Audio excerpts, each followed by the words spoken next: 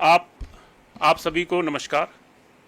आज अखिल भारतीय प्रांत प्रचारक बैठक की प्रेस ब्रीफिंग में मैं आपका हार्दिक स्वागत करता हूं और सर्वप्रथम मंच पर उपस्थित संघ के अधिकारियों का परिचय आपके समक्ष रखता हूं। सर्वप्रथम प्रेस ब्रीफिंग जिनके माध्यमों से होने वाली है, ऐसे आदरणीय सुनील आम्बेकर जी, नमस्ते। आप संघ के प्रचारक हैं और वर्तमान में आप राष्ट्रीय स्वयंसेवक संघ के अखिल भारतीय प्रचार प्रमुख के दायित्व का निर्वहन कर रहे हैं। आपका केंद्र हैदराबाद है। आपके साथ ही दाईं ओर आदरणीय नरेंद्र ठाकुर जी, आप संघ के प्रचारक हैं और वर्तमान में राष्ट्रीय स्वयंसेवक संघ के अखिल भारतीय सह प्रचार प्रमुख हैं। आपका केंद्र दिल्ली है। सुनील जी के बाईं ओर आदरणीय प्रदीप जोशी जी, आप भी संघ के प्रचारक हैं और वर्तमान में राष्ट्रीय स्वयंसेवक संघ के अखिल भारतीय सह प्रचार प्रमुख हैं। आपका केंद्र चंडीगढ़ है। साथ में श्रीमान मनिंदर जी, आप अखिल भारतीय टोली के सदस्य हैं। आप सबको जैसे जानकारी है कि 4, 5, 6 जुलाई को प्रांत प्रचारक बैठक दिल्ली में हो रही है और उसके बारे में जानकारी देने के लिए मैं आदरणीय सुनील आम्बेकर जी को निवेदन करता हूं कि वो इस विषय पर हम सबको जानकारी दें। आदरणीय सुनील जी। सभी को नमस्ते। प्रतिवर्ष राष्ट्रीय स्वयंसेवक संघ की कुछ बैठकें होती है। उसी क्रम में आगामी कल से 4, 5 और 6 जुलाई को प्रांत प्रचारक बैठक का आयोजन हो रहा है।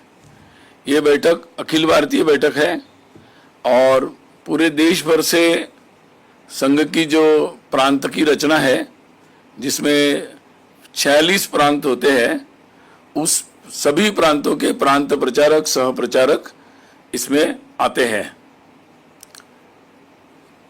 बैठक में मुख्यतः संगठनात्मक चर्चा होती है।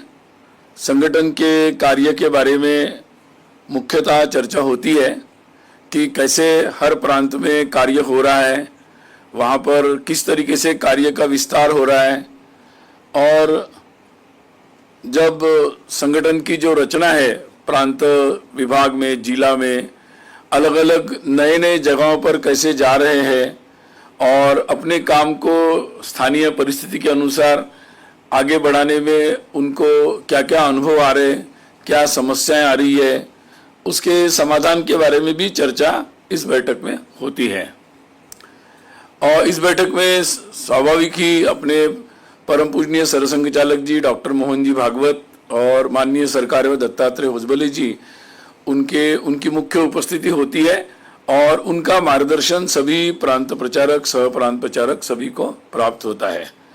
और इस दृष्टि से सभी जो संघ के कार्य विभाग है, तो संघ के कार्य की दृष्टि से तो उस संदर्भ में भी जो सारे विषय होते हैं तो उनके बारे में भी चर्चा होती है, क्योंकि संघ के कार्य विभाग के जो विषय होते हैं, जैसे बौद्धिक कार्यक्रम पूरे वर्ष भर देश भर में हर शाखा में चलता है और संघ की शाखाओं पर शारीरिक कार्यक्रम भी होते हैं, तो उन सब के बारे में जो भी सुझाव आते हैं, फिर उसमें जो भी बदलाव होते हैं, उनकी चर्चा भी प्रांत प्रचारक सब लोग यहाँ इस बैठक में करते हैं। स्वाभाविक ही इन चर्चाओं के साथ फिर कार्य विभागों के प्रमुख रहते हैं, तो उसमें जो भी बदलाव होंगे उसकी भी चर्चा उनके साथ होती रहती है समय समय पर। अभी विशेषकर जब जुलाई में सभी इस बैठक के लिए आते हैं, तो वो संघ के जो प्रशिक्षण वर्ग है उनको पूर्ण करके आते हैं।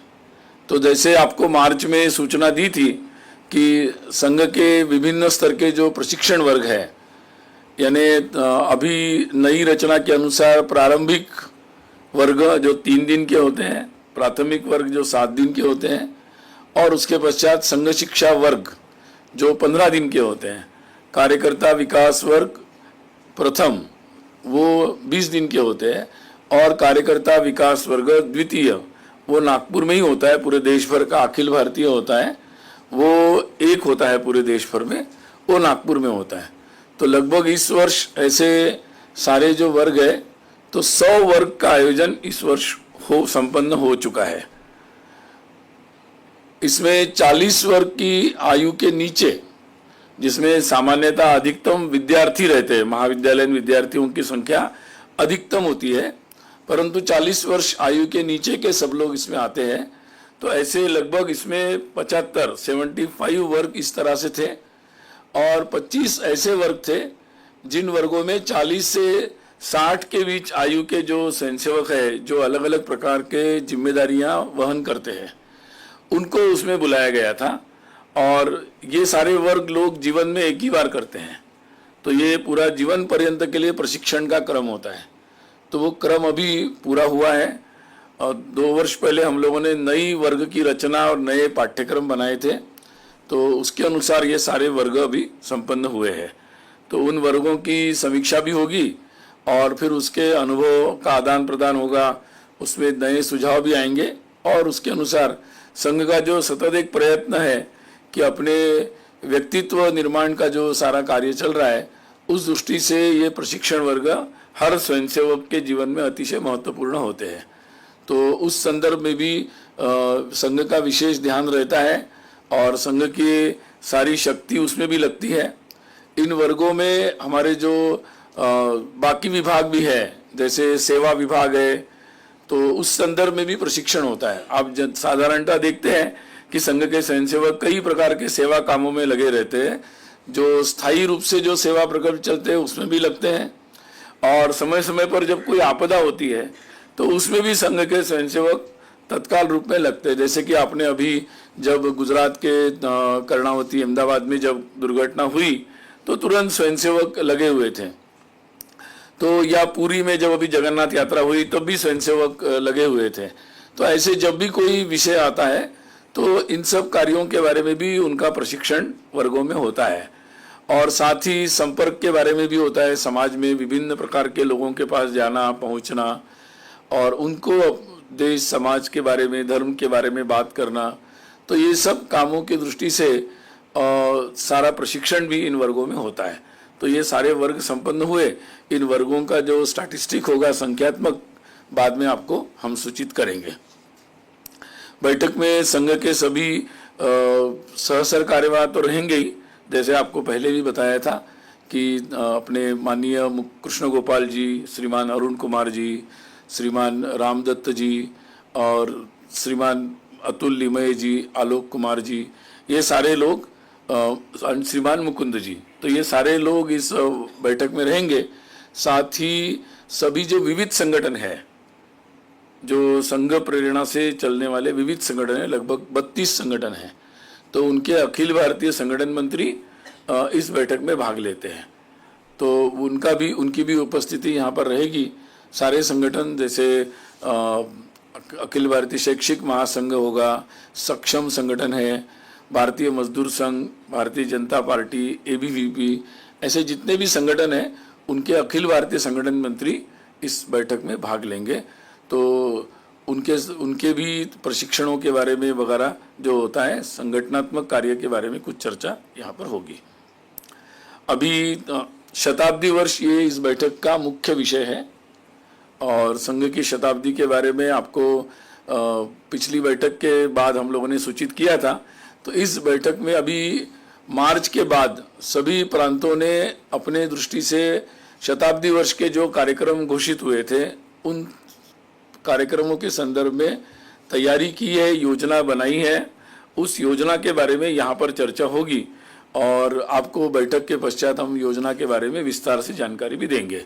जैसे कि आपको बताया था कि देश भर में खंड, बस्ती और मंडल के स्तर पर, यानी छोटे से इलाके में ये सारे हिंदू सम्मेलनों का आयोजन होगा, जिसमें समाज के महत्वपूर्ण विषयों पर चर्चा की जाएगी। और शताब्दी का जो प्रारंभ होगा वो विजयादशमी के उत्सव से होगा। तो नागपुर में 2 अक्टूबर 2025 को विजयादशमी है।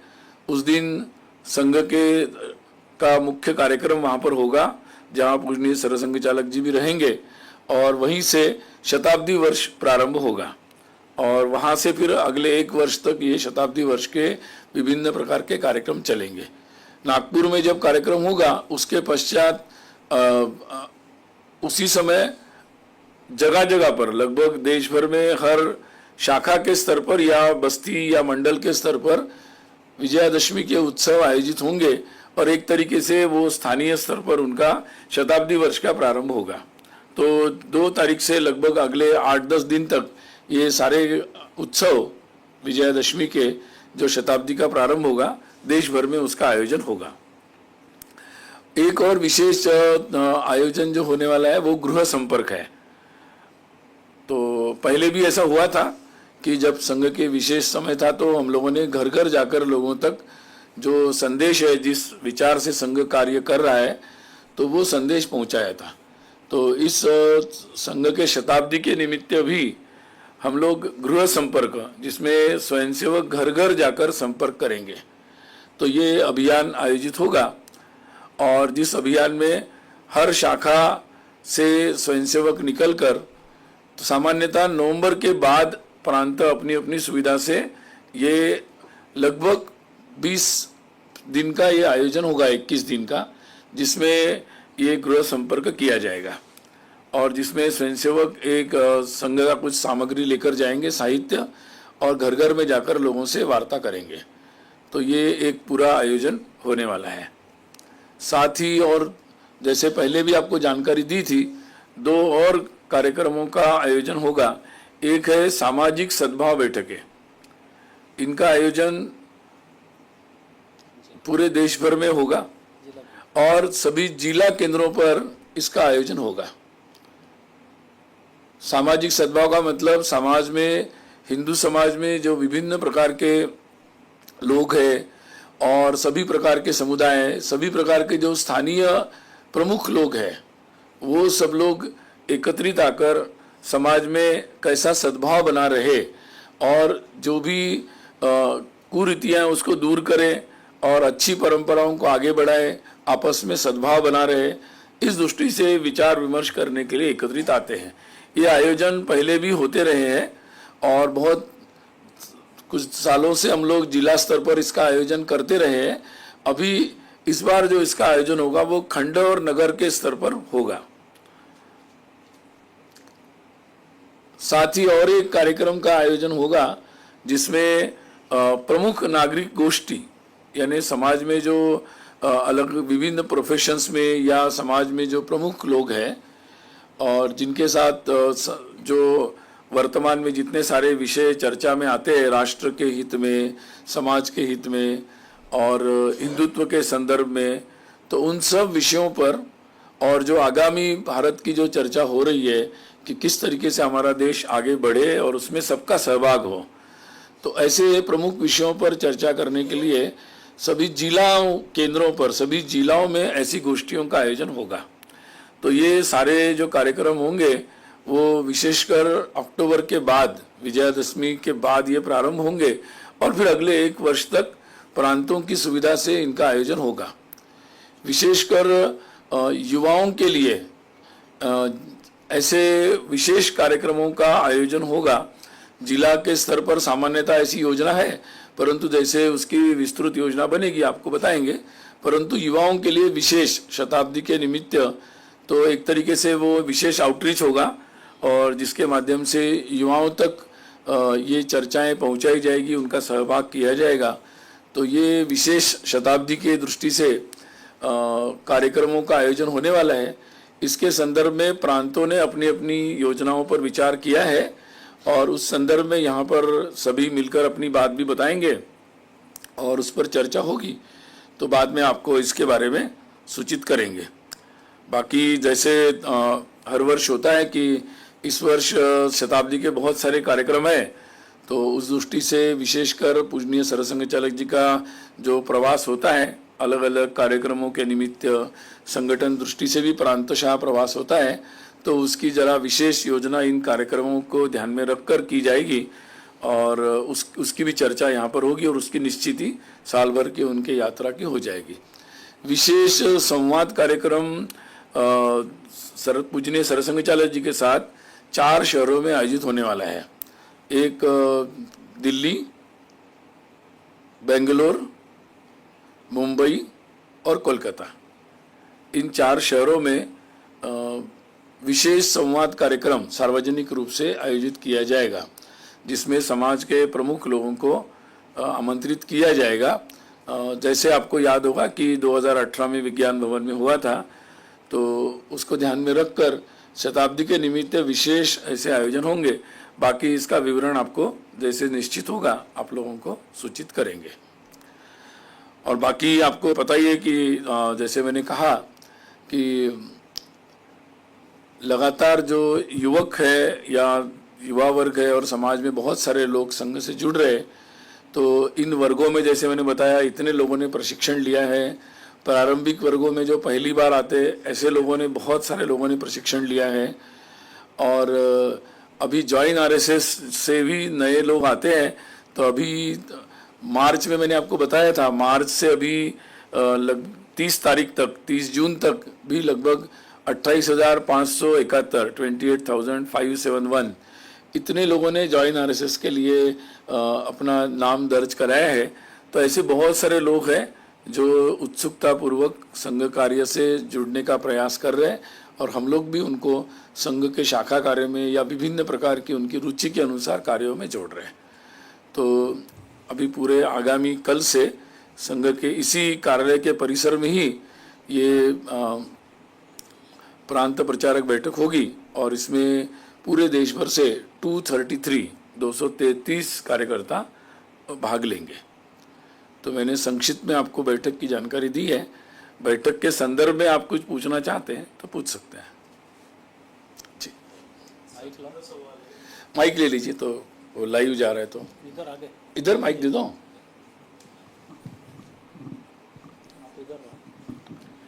सर, इसमें आपने बताया कि देश भर में शताब्दी वर्ष समारोह के कार्यक्रम चलेंगे, मनाए जाएंगे और इसमें सामाजिक सद्भाव वाले जो कार्यक्रम भी आप हाथ में ले रहे हैं। सर, अभी सरकार ने एक बड़ा फैसला किया था जातिगत जनगणना को लेकर के, तो क्या जातिगत जनगणना के फैसले को किस रूप में देखते हैं आप?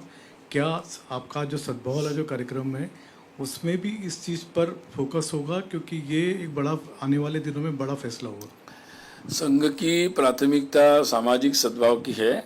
बाकी विषयों पर हम लोगों ने पहले ही अपने विचार व्यक्त किए हैं और उसी विचार से हम लोग हैं कि भाई जो भी लोगों के कल्याण के लिए जो भी योजना करनी है उसके लिए जो जानकारी चाहिए सरकारें ले सकती है, लेकिन सामाजिक सद्भाव ये बना रहना चाहिए और इसके लिए संघ का प्रयास सतत जारी रहेगा। हाँ जी भाई साहब, मैं अमित हूँ पंजाब के से बोल रहे थे आप? हाँ,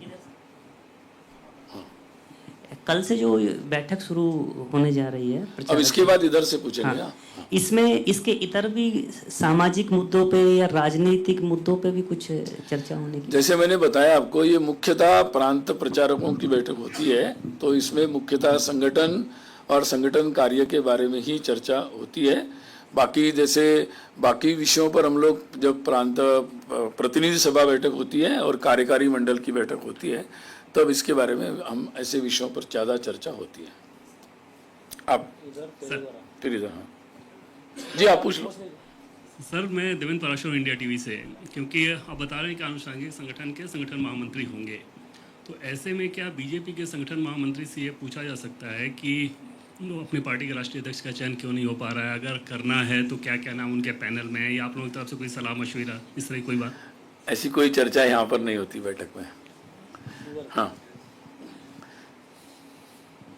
सर, मैं पूनम पांडे हूँ नवभारत टाइम्स से। जो शताब्दी वर्ष है उसका मेन एजेंडा क्या रहेगा, क्या फोकस उसका रहेगा? दूसरा सर, आपने युवाओं की बात की कि ज़्यादा वो ट्रेनिंग में भी रहे हैं, प्रशिक्षण वर्ग में। क्या ये बदलाव 2014 के बाद आपने देखा है, जब से केंद्र में सरकार आई है, ज़्यादा युवाओं का रुझान दिखा है? और सर एक आखिरी सवाल, एक ही प्रश्न पूछो सर, इसी में सब संगठन से ही जुड़ा है। संघ का टारगेट था कि जब शताब्दी वर्ष होगा तो सब जगह संघ की पहुंच होगी, देश भर में शाखाएं होंगी। तो टारगेट कितना अचीव हुआ है, कितनी % जगह तक शाखाएं हो रही हैं, और सबसे अच्छा कहाँ हो रहा है और कहाँ ऐसा है जो सबसे वीक है अभी, जहाँ फोकस की जरूरत है?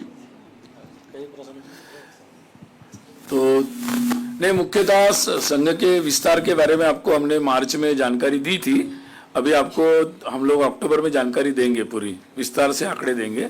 लेकिन इतना बता सकता हूं कि जैसा हमने सोचा था, तो उस दृष्टि से काफ़ी अच्छा विस्तार, सारे स्वयंसेवकों ने अपना मतलब शक्ति लगाई, समय भी दिया है, और उस कारण से संघ की शाखाओं का जो विस्तार हमें अपेक्षित था वो हो रहा है। दूसरा, आपने पूछा कि शताब्दी, वास्तव में पहले भी पूजनीय सरसंघचालक जी ने बताया था कि संघ में ऐसे कोई संघ के वर्ष मनाए नहीं जाते हैं। तो हम लोग इस निमित्त मुख्य उद्देश्य ये है कि संघ के 100 वर्ष में संघ के स्वयंसेवक सतत रूप में ये कार्य विस्तारित करने के काम करते रहे, और उसका उद्देश्य यही था कि धीरे धीरे पूरा समाज ही इस कार्य में सहभागी हो जाए। तो अगर सबसे बड़ी बात अगर मैं ये कहूँ तो शताब्दी वर्ष का उद्देश्य यही है कि कैसे पूरा समाज, जो समाज परिवर्तन के जो सारे कार्य है, उसमें पूरे समाज की सहभागिता को कैसे बढ़ाया जा सकता है, और इस दृष्टि से हमने पंच परिवर्तन का मुद्दा लिया है मुख्य रूप से। और जिस बात पर, जिसमें समाज के जो पंच परिवर्तन के हमने मुद्दे लिए हैं, सामाजिक समरसता, जिसमें हर परिवार को समरसता के विषयों के अनुसार, अपेक्षा के अनुसार अपना अनुसरण करना चाहिए, पर्यावरण के अनुकूल अपनी जीवन शैली हर व्यक्ति को, हर परिवार को अपनी कैसे हम लोग बना सकते हैं, इस पर विचार करना चाहिए। वैसे ही अपने कुटुंब में, अपने परिवार में किस तरीके से हम एक अच्छा वातावरण बना सकते हैं, अच्छे रिश्ते बना सकते हैं, उसकी सामाजिक जो दायित्व है उसको कैसे बना सकते हैं। तो इन बातों पर हमारा स्व के आधारित जीवन कैसे बन सकता है, नागरिक कर्तव्यों का प्रशिक्षण और उसका संकल्प कैसे हो सकता है।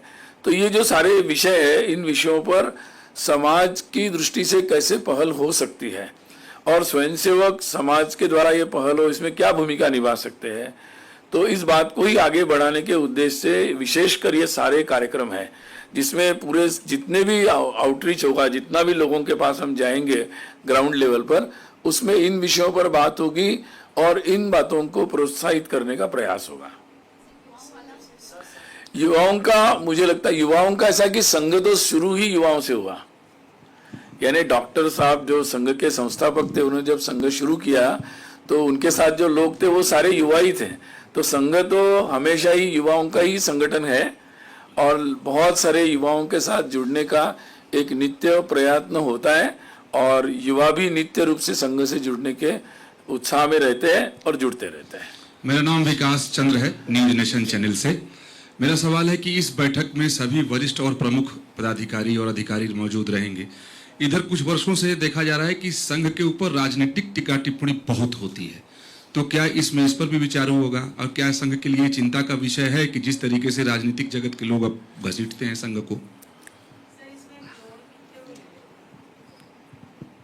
सर, इसमें इसको जोड़ते हुए ये देखा जा रहा है कर्नाटका की तरफ से बहुत अटैक हो रहा है संघ पर। प्रियांक खड़गे हैं, मल्लिकार्जुन खड़गे के बेटे, मिनिस्टर भी हैं कर्नाटका सरकार में।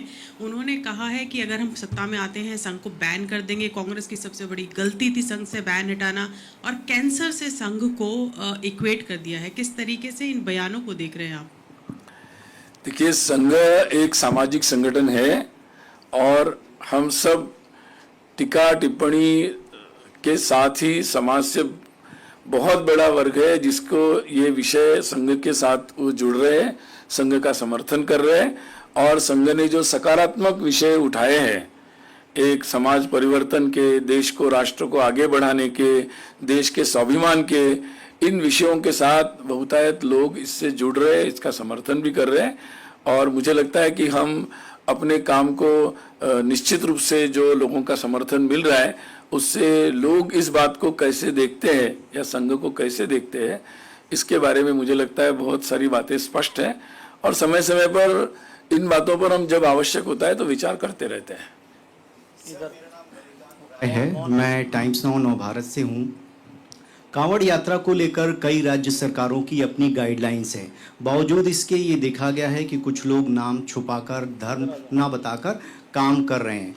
और पहलगाम में जो आतंकी हमला हुआ था उससे इसकी तुलना की गई है कि भारतीय जनता पार्टी जो रूल सरकारें हैं वो भी धर्म पूछकर इस तरीके से कार्य कर रही है। इस पर संघ की क्या राय है, आप क्या सोचते हैं? मुझे लगता है कि आज का हमारा जो आयोजन है वो मैं केवल बैठक का ब्रीफ करने के लिए आया हूँ, तो आप लोग उसी पर सीमित रहेंगे तो ज़्यादा अच्छा रहेगा। बाकी मुझे लगता है कि देखिए देश में धार्मिक आयोजन, हमारे देश में बहुत बड़े बड़े आयोजन होते हैं और बहुत सुचारू रूप से होते हैं। हमारे बहुत बड़े बड़े मंदिर है जिसमें लाखों लोग आते हैं, उनके भी आयोजन बहुत सुचारू रूप से होते हैं।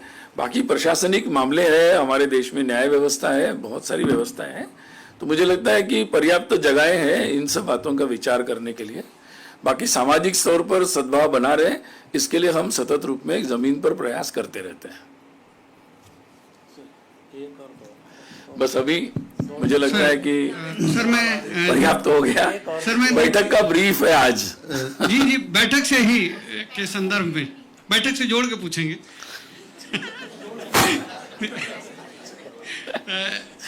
सर इलेक्टोरल रिफॉर्म्स जो हैं वो एक संघ का बहुत पुराना आग्रह रहा है देश में, उसको लेकर एक अभियान चला है अभी बिहार में, जिसको लेकर काफ़ी राजनीतिक हलकों में चर्चा है कि जो इलेक्शन कमीशन ने जो अभियान चलाया है इलेक्टोरल रूल्स रिवीजन का, उसमें लोगों का कहना है कि बड़ा ही कम समय है और इसमें जो है वो जो गरीब है, जो दलित है, जो पिछड़ा है, वो बाहर हो जाएगा इससे, इस प्रक्रिया से। इस तरह से जिस तरह के कागजात मांगे जा रहे हैं, कुछ लोगों का ये भी कहना है ये तो पीछे के द्वार से जो है वो एनआरसी घुसाया जा रहा है। तो इस पे क्या, इन सब मुद्दों पे, क्योंकि एनआरसी भी एक चर्चा का विषय रहा है संघ के लिए, तो क्या इन मुद्दों पर कोई चर्चा होगी बैठक में, क्योंकि ये समसामयिक मुद्दा है? और दूसरा, इस पे आपका विचार क्या है? पहली बात तो ये है कि चुनाव आयोग जब भी कोई चुनाव आते हैं तो उनकी बहुत ही एक सामान्य सी प्रक्रिया है कि वो लोगों के वो अपनी चुनाव की सूचियां स्पष्ट रूप से लोगों के सामने रखते हैं और उसके बाद जो भी लोगों की कंप्लेंट्स होती है या जो भी उसमें नाम जोड़ना होता है वो प्रक्रिया चलती है।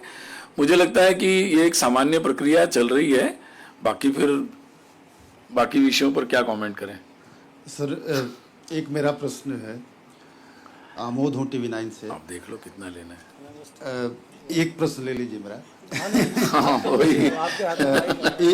ये जो अभी प्रश्न उठ रहा था कि तमाम राजनीतिक दलों द्वारा संघ के ऊपर लगातार प्रहार करने की कोशिश या प्रश्न उठाए जा रहे हैं, उसमें एक प्रश्न आया है अभी हाल में जो सर कार्यवाह जी ने एक टिप्पणी किया कि सोशलिस्ट सेकुलर मुद्दे को लेकर, उसको लेकर कांग्रेस का ये कहना है कि बीजेपी के अपने भी संविधान में ये दोनों वर्ड हैं, इसलिए बीजेपी इससे कनी काट रही है। क्या संघ अपने एक अनुसांगिक संगठन को कहेगा कि तुम भी अपना ठीक कर लो?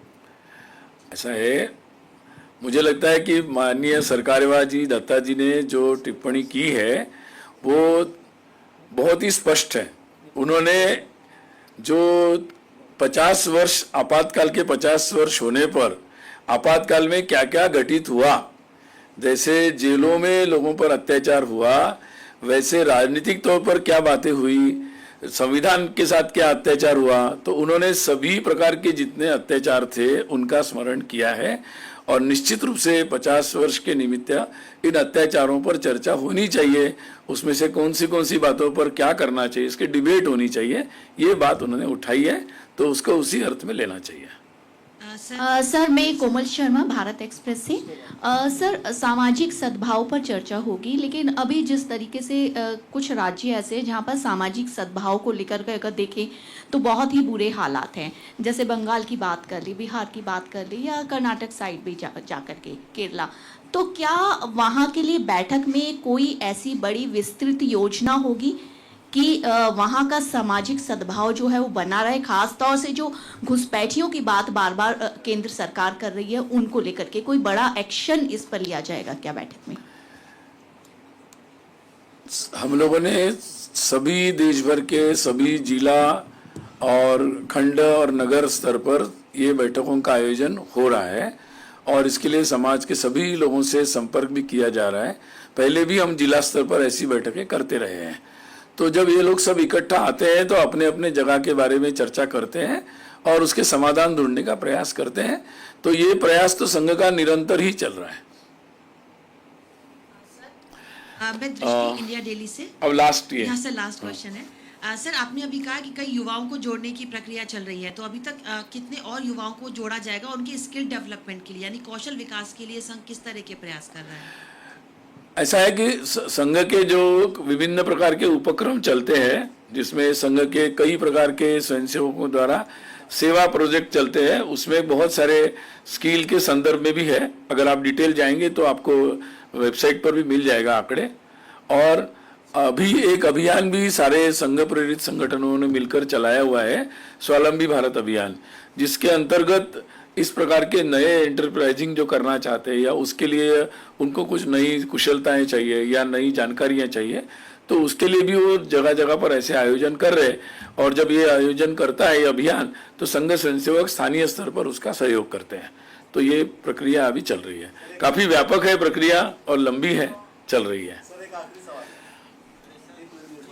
थोड़ा बाद के लिए अभी बाद में करेंगे ना, मौका मिलेगा।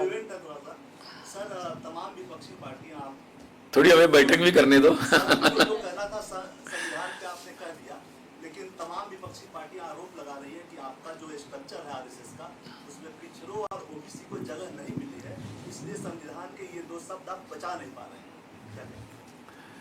देखिए, संघ एक देशव्यापी सामाजिक संगठन है और संघ राजनीतिक दल की तरह काम नहीं करता।